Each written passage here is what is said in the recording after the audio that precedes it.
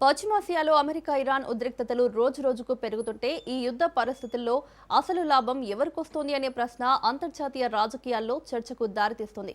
ప్రపంచ మార్కెట్లలో చమురు ధరలు ఒక్కసారిగా పెరగడం, సరఫరా ఆందోళనలు పెరగడం ఇదంతా ఒక దేశానికి మాత్రం అనూహ్య లాభాలు తెచ్చిపెడుతోంది. అదే రష్యా.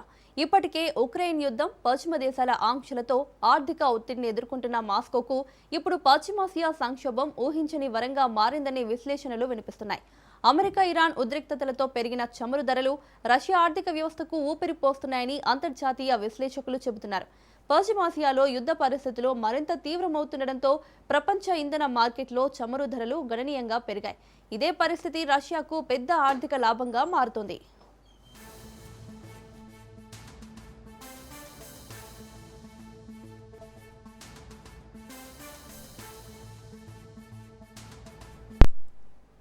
పశ్చిమ దేశాలు విధించిన ఆంక్షల కారణంగా రష్యా చమురు ఎగుమతులు కొంతమేర ప్రభావితమైన ఇప్పుడు పెరిగిన ధరలతో మాస్కోకు భారీ ఆదాయం వస్తోందని అంతర్జాతీయ నివేదికలు చెబుతున్నాయి.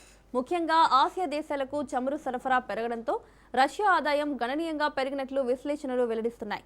అమెరికా ఇరాన్ ఉద్రిక్తతల కారణంగా చమురు సరఫరాపై ప్రపంచవ్యాప్తంగా అనిశ్చితి నెలకొంది. దీంతో అంతర్జాతీయ మార్కెట్లో ధరలు పెరిగి బ్యారెల్కు గణనీయంగా పెరిగాయి. ఈ పరిణామాలతో రష్యా చమురు విక్రయాల ద్వారా అదనపు ఆదాయం సంపాదిస్తున్నట్లు ఆర్థిక విశ్లేషకులు చెబుతున్నారు. ఉక్రెయిన్ యుద్ధం తర్వాత ఎదుర్కొంటున్న ఆర్థిక ఒత్తిడికి ఇది కొంత ఉపశమనం కలిగించవచ్చని భావిస్తున్నారు.